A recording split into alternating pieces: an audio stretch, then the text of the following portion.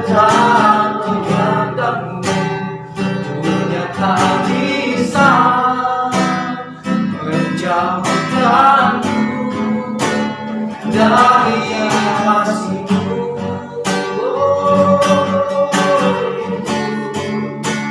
Selama ku hidup, ku ingin berbagi-Mu, mataku tetap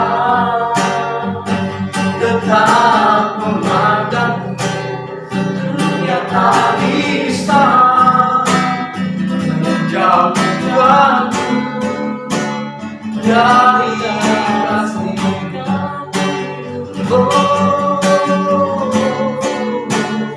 Kalau ku hidup,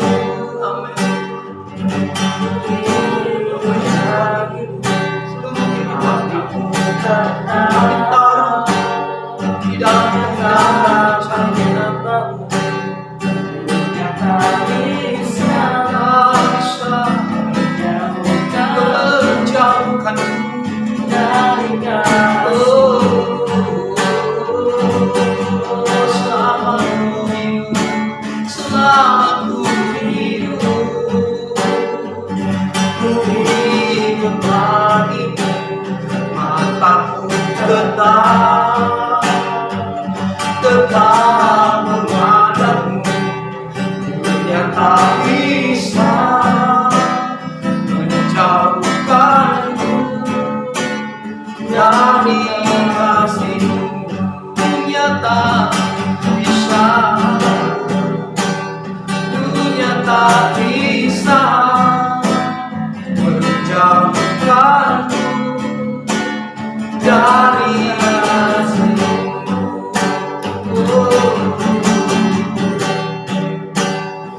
Dunia tak bisa menjauhkanku dari kasih-Mu.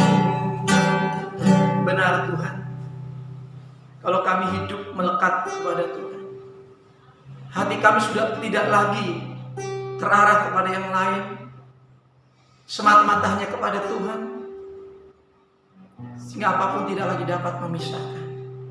Sungguh ini kami rindukan terjadi dalam hidup kami. Kami boleh menaruh seluruh keberadaan hidup kami ke dalam kehendak dan kuasa, ke dalam kehendak dan rencana.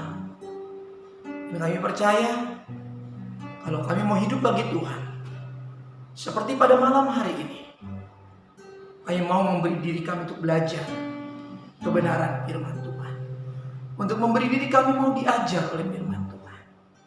Beri kami hati-Mu ya Tuhan. Terima kasih, ke dalam tangan kuat kuasa-Mu, ya pribadi, tenaga dan kuasa dari Yesus Kristus, ya Allah Roh Kudus, urapi hamba-Mu, pimpin hamba-Mu, urapi umat-Mu dan pimpin umat-Mu sampai selesainya penyampaian firman ini. Dalam Kristus kami berdoa dan mengucapkan syukur. Kami siap kembali belajar firman Tuhan di malam yang keempat ini. Kiranya Roh Kudus lebih lagi memberi wawasan, lebih lagi menghidupkan kami oleh kuasa itu sendiri. Dalam Kristus kami berdoa. Amin. Bapak Ibu Saudara yang dirahmati oleh Tuhan, di malam yang keempat ini, di dalam rangkaian 10 malam berturut-turut kita berdoa, membangun mesbah di rumah masing-masing dalam memperingati jelang hari Pentakosta. Kiranya semangat ini masih terus terpelihara, terjaga, walaupun peristiwa itu sudah terjadi kurang lebih 2000 tahun yang lalu. Namun yang sedang kita lakukan adalah bagaimana kita hidup dalam suasana itu, menjaga suasana itu sampai hari ini. Apapun kata orang, selalu saya katakan, kita mau lebih mendengarkan firman Tuhan. Kita mau lebih memberikan hidup kita untuk dipengaruhi oleh firman Tuhan. Karena ini yang sangat penting. Saya ingin mengajak kita kembali belajar tentang Roh Kudus sebagai penghibur. Ya. Dalam Yohanes 14 ayat 26, kitab Injil Yohanes, ya, tulisan Rasul Yohanes, saksi dari semua apa yang terjadi tentang Kristus. Di pasal 14 ayat yang ke-26 Injil Yohanes, demikian sabda Tuhan. Yohanes menuliskan ini yang diucapkan Kristus, di mana dia mendengar langsung. Tetapi penghibur, yaitu Roh Kudus, yang akan diutus oleh Bapa dalam namaku, dialah yang akan mengajarkan segala sesuatu kepadamu dan akan mengingatkan kamu akan semua yang telah kukatakan kepadamu. Ya, Bapak Ibu, ada dua hal. Bapak Ibu saudara kasih lihat, Tuhan bisa melihat di sana ada dua hal yang saya mau garis bawahi di sini tentang mengajarkan segala sesuatu. Mengingatkan kamu akan semua yang telah kukatakan kepadamu. Bapak Ibu, ini pekerjaan penghibur yang sangat menghibur ya dalam kehidupan orang percaya. Ayat ini berbicara tentang pekerjaan penghibur. Jadi saya tidak terkecoh untuk mengajarkan ini. Kenapa? Karena saya sudah katakan dari awal, Roh Kudus adalah pribadi, tenaga dan kuasa dari Yesus Kristus. Jadi saya sudah berbicara sangat lengkap dalam pemahaman yang saya terima dari firman yang saya pelajari bertahun-tahun, bahwa Roh Kudus bukan cuma kuasa dari Allah yang hidup. Roh Kudus bukan cuma kuasa, tapi adalah pribadi, tenaga. Sehingga kalau kita menyebut dia sebagai penghibur yang sangat menghibur, paslah.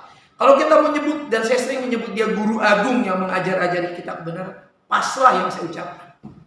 Tepatlah sudah yang saya ucapkan. Karena dia adalah pribadi, dia adalah tenaga yang bisa melakukan ini. Nah, di dalam poin yang pertama, pekerjaan penghibur yang sangat menghibur saya dan saudara, menghibur orang percaya adalah ketika dia menjadi guru agung buat kita. Dalam gereja ada banyak guru. Ya, ini jawatan dari 5 jawatan di dalam gereja. Salah satunya adalah guru yang mengajar firman Tuhan. Pengkhotbah, gembala juga termasuk guru, karena di dalamnya dia mengajarkan firman Tuhan. Ada banyak lagi guru-guru, ya. Tapi kita sudah diingatkan Tuhan di hari-hari ini juga ada banyak guru-guru palsu yang juga ikut-ikutan ngomong tentang Roh Kudus. Ya, apalagi di media-media sekarang yang sangat maju dan berkembang. Ada orang-orang yang tidak punya kompeten, ya, punya kompetensi di sana, dia juga ikut ngomong. Sehingga pemahaman mereka tentang Roh Kudus mengacau balaukan apa yang sudah diajarkan Paulus, apa yang sudah diajarkan pendeta-pendeta di gereja-gereja lokal masing-masing. Sehingga ketika umat Tuhan membuka itu, ya, menyaksikan itu, mereka jadi bingung. Kok tidak sama dengan saya terima di gereja saya, oleh pendeta saya, gembala saya, bahkan tidak sama yang diajarkan oleh Paulus. Ya, itu memang sudah dikatakan Yesus. Nanti menjelang zaman akhir akan muncul orang ngomong atas nama Tuhan, yang memakai mujizat atas nama Yesus, mirip-mirip kayak Yesus mujizatnya, terus mengajarkan Injil seperti yang Yesus, tapi Injilnya berbeda, saudaraku. Ya. Setelah Yesus tidak ada, rasul-rasul tidak ada, muncullah rasul-rasul palsu yang memberitakan Injil. Itu sudah dibicarakan Yesus jauh sebelum Yesus meninggalkan murid-murid. Jadi kita nggak perlu kaget lagi, tapi kita yang sudah punya Injil ya, yang diterbitkan oleh Lembaga Alkitab Indonesia, ini yang kita pegang, kita percaya, dan kita baca, kita renungkan, dan kita kemudian lakukan, kita amalkan. Ini penting. Pribadi pengajar, dia adalah guru agung yang mengajari. Ada yang mengajari. Saudaraku, kalau kita belajar nggak ada yang ngajari, biasanya kita jadi sok tahu, saudara. Merasa kita tahu sendiri. Kita tahu karena ada yang sudah ngasih tahu. Sebetulnya waktu kita belajar di sekolah pun nggak ada yang lebih pintar. Karena yang mengajari kita juga sudah dikasih tahu sama orang lain. Ketika dia belajar, guru kita dulu belajar dikasih tahu. Ya, saudaraku yang dikasih oleh Tuhan. Yohanes pernah ngomong dalam suratnya. Ya, kalau saudara baca nanti berikut itu, dia katakan pengurapan Tuhan akan mengajar kamu sehingga kamu tidak perlu diajar oleh orang lain. Itu pun juga jangan disalahartikan. Kalau orang nggak paham ini, dia orang kemudian jadi sombong dan nggak mau menerima pengajaran. Ini juga salah. Makanya saya katakan kita harus betul-betul minta pimpinan Roh Kudus. Sehingga waktu kita membaca firman Tuhan, kita nggak salah menginterpretasikan firman Allah. Nggak ada orang yang menafsirkan firman yang dia baca sekehendak hatinya, kata firman Allah. Kita masih perlu sharing kepada senior-senior kita yang hidupnya memang benar sesuai firman Tuhan. Kita perlu bertanya kepada senior-senior kita, pimpinan-pimpinan kita yang hidupnya memang sesuai dengan firman Allah, sehingga pendapatnya selaras dengan firman Allah, bukan menurut kemauan sendiri. Karena ada banyak juga yang pendapatnya tidak selaras dengan firman Allah, berdasarkan kemampuan, pendidikan, ego, banyak, saudaraku. Tapi kita perlu hati-hati di sini karena kita sedang berbicara Roh Kudus penghibur yang sangat menghibur kita karena dia mengajar-ajari kita, ya. Bayangin kalau kita hidup tanpa ada yang mengajari, saudaraku, kita jadi berbahaya hidup kita. Bahkan bisa membahayakan orang lain kehidupan kita. Ajaran-ajaran kita ajarkan jadi membahayakan. Makanya saya selalu membaca firman Tuhan, dan saya juga tidak segan-segan untuk sharing, ya, menanyakan kepada orang yang lebih tahu dari saya. Guru misalnya, itu boleh, itu tidak salah. Nah, di sini disebut sebagai pribadi yang diutus, tetapi penghibur yaitu Roh Kudus yang akan diutus. Jadi Roh Kudus datang itu tidak sembarangan. Roh Kudus sebagai pribadi tenaga pengajar dari sorga langsung. Itu adalah Roh Allah sendiri yang keluar dari Bapa. Ya, Bapa dan Roh Kudus adalah sama. Kekuatannya sama. Bukan lantas kalau Roh Kudus keluar dari Bapa, Bapa di sorga, ya pemahaman kita dalam Tritunggal, Bapa jadi berkurang kekuatannya. Tidak, saudara. Ya. Atau ketika Bapa menjadi Yesus, ya, Allah menjadi Yesus, turun ke surga, lalu surga kosong. Karena Allahnya udah jadi Yesus. Jangan seperti itu. Karena Paulus mengatakan untuk menilai hal-hal rohani tidak bisa dengan logika jasmani manusia. Untuk menilai hal-hal yang rohani, orang harus masuk ke dalam dimensi roh atau dimensi yang rohani. Maka silakan saja ketika sudah mendengar orang-orang yang ngomong di luar kehendak roh, ya silakan saja. Tapi saya selalu ingatkan, melalui media-media yang ada begitu banyak orang ngomong tentang Roh Kudus, ngomong tentang Yesus, ngomong tentang Allah, ngomong tentang Tritunggal. Silakan saja. Tapi sebagai pribadi yang percaya akan semua yang difirmankan, saya mengajarkan jemaat yang dipimpin Tuhan di tempat ini dengan betul-betul bahwa Roh Kudus memang diutus oleh Bapa untuk mengajar kita, ya. Sehingga kita sekarang punya tenaga yang mengajari kita. Ada tenaga pengajar yang kudus, yang agung, ya. Kita nggak perlu sanksi, ya. Dia akan mengajarkan segala sesuatu. Sesuatu ini siapa, apa, ya kan perlu kita pertanyakan seperti itu. Tentu sosok yang diajarkan dalam ajaran adalah Yesus. Karena Yesus dan Bapa dan Roh Kudus adalah satu. Jadi ketika kita berbicara Roh Kudus, kita sedang berbicara Yesus. Kita sedang berbicara Tuhan Allah kita. Ya. Semua sudah bermanifestasi. Ketika di zamannya Bapa, karyanya sangat nyata.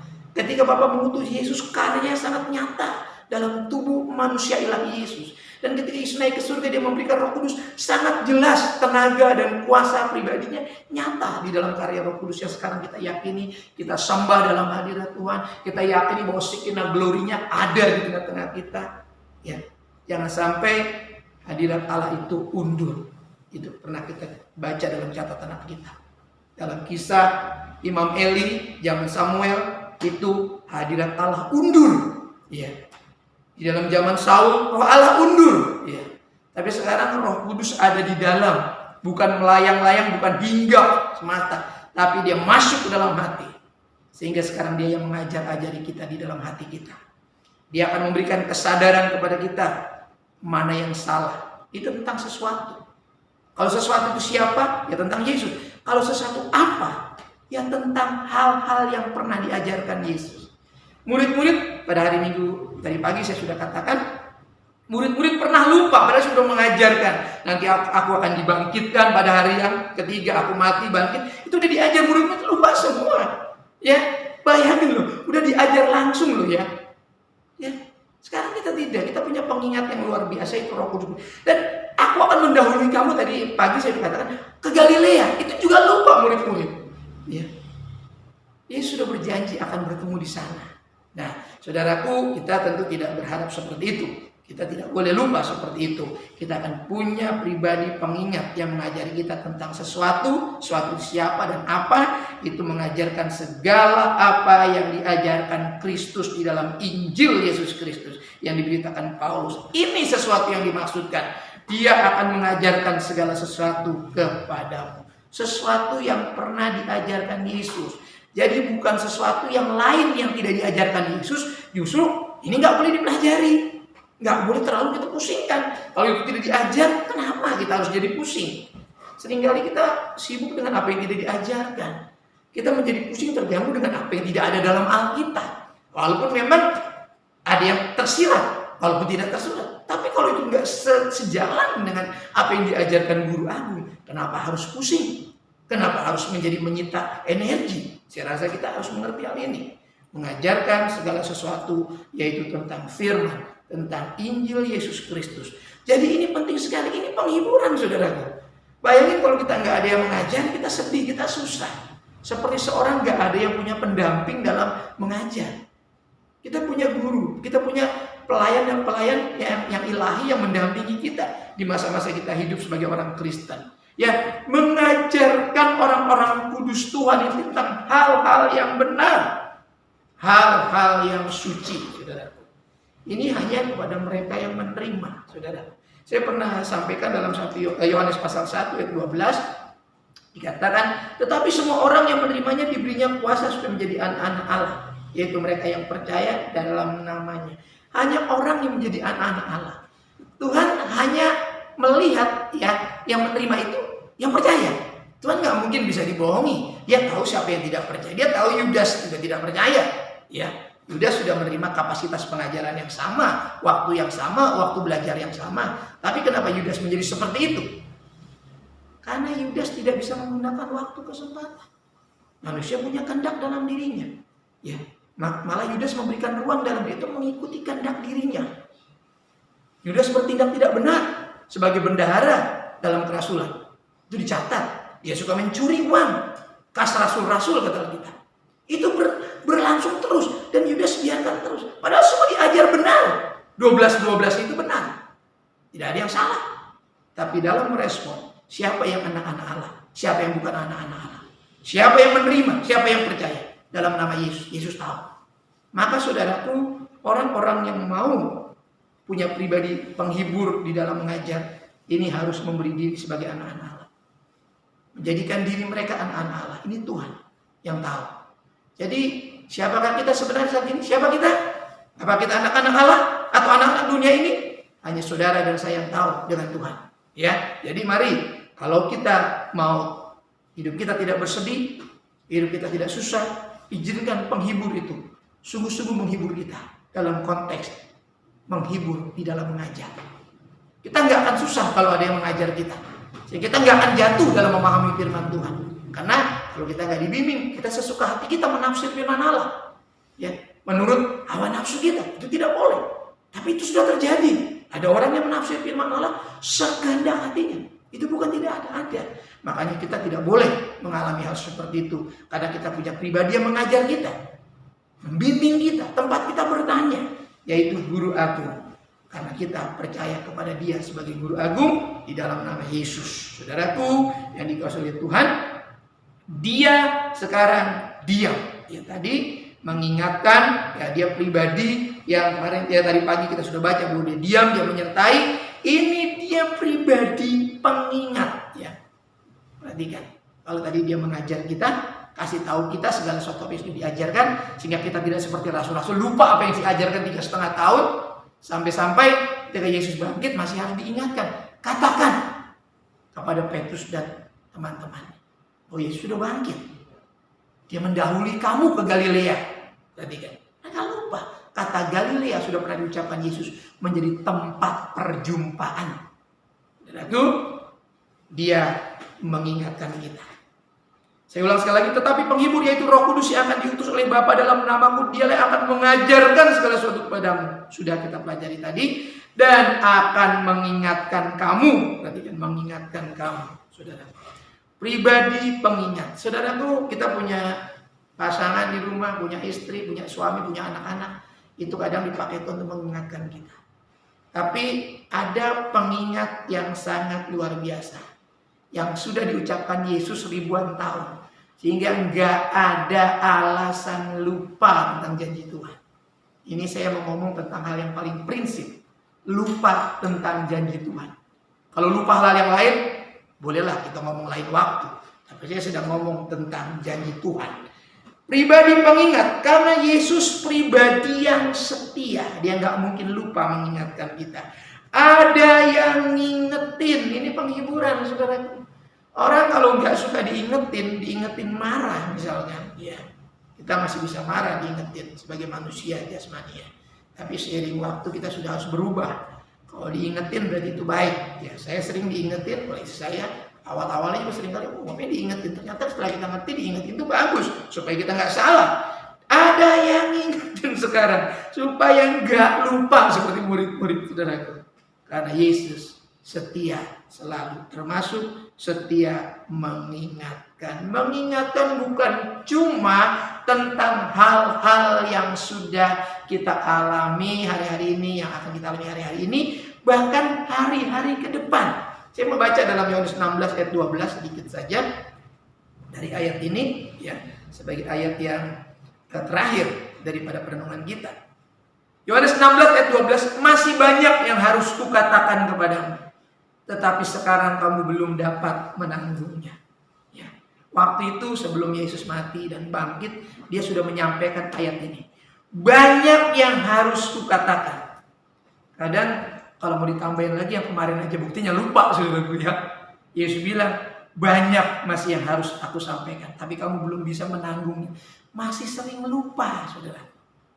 Tapi sekarang kita sudah punya pribadi pengingat, yaitu penghibur, Roh Kudus, pribadi yang ngingetin kita, menolong mengingatkan kita. Ini penghiburan yang luar biasa. Orang-orang yang gak punya penghibur, orang-orang yang gak punya pribadi yang untuk mengingatkan, sangat kasihan saudaraku. Hidupnya akan seperti begitu, jatuh lagi dalam dosa. Karena gak ada yang ngingetin. Semua tentang firman Allah akan diingatkan oleh pribadi. Yesus Kristus sudah mengajarkan firman dalam diri kita, di dalam hidup kita. Termasuk janji-janji Tuhan di dalam kehidupan yang belum kita hidupi, yang masih jauh yang akan datang. Roh Kudus akan bantu mengingatkan kita. Masih banyak hal yang harus kukatakan kepadamu, tetapi sekarang kamu belum dapat menanggungnya. Nanti, apa yang kita hadapi nanti, Roh Kudus akan kasih tahu sama kita.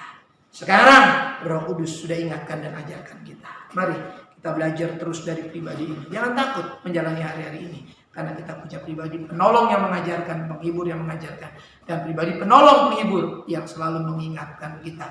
Apabila kita hendak jatuh, dia akan mencegah kita, mengingatkan kita. Terpujilah Tuhan kekal selama-lamanya. Kita tunduk kepala. Kami bersyukur buat pelajaran di malam yang keempat ini. Melalui siaran firman Tuhan ini, orang-orang yang sungguh-sungguh belajar firman Tuhan, hidupnya menjadi lebih lagi kuat di dalam pengajaran firman Tuhan. Nah, kami percaya kami butuh firman Tuhan. Kami akan jatuh tanpa panduan firman Tuhan. Kami akan tersesat tanpa panduan firman Tuhan. Karena firman-Mu adalah pelita bagi kakiku dan terang bagi jalanku.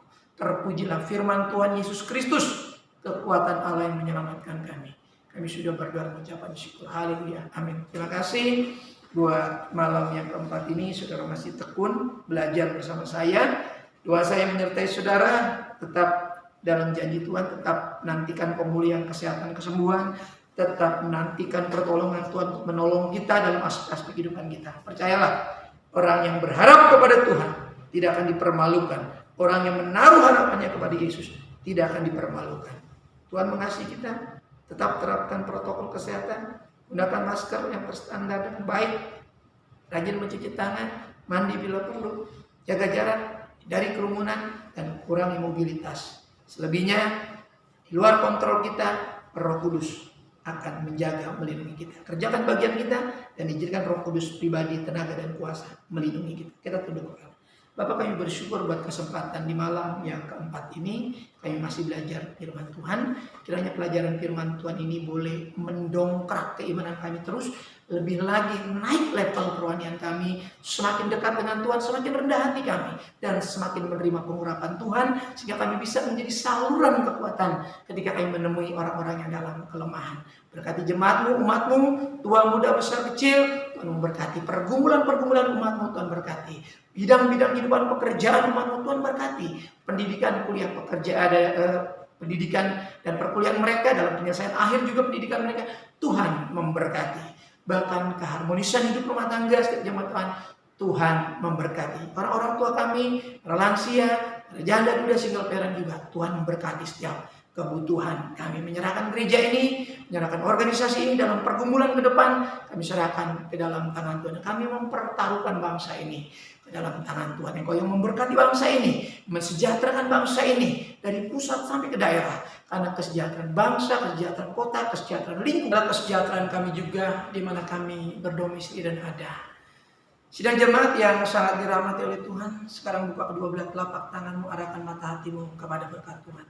Turunlah kiranya anugerah dan damai sejahtera dari Bapa kita yang di sorga, kasih sayang kecintaan dari pengantaranya hidup Tuhan Yesus Kristus, persekutuan keintiman penyertaan Roh Kudusnya, menyertai saya, menyertai saudaraku sekaliannya, mulai malam hari ini sampai fajar Maranatha, untuk menjemput kita di awan-awan yang permai. Dalam berkat nama Tuhan Yesus Kristus, kita yang menerima berkat Tuhan sama-sama katakan amin. Tuhan memberkati kita. Shalom.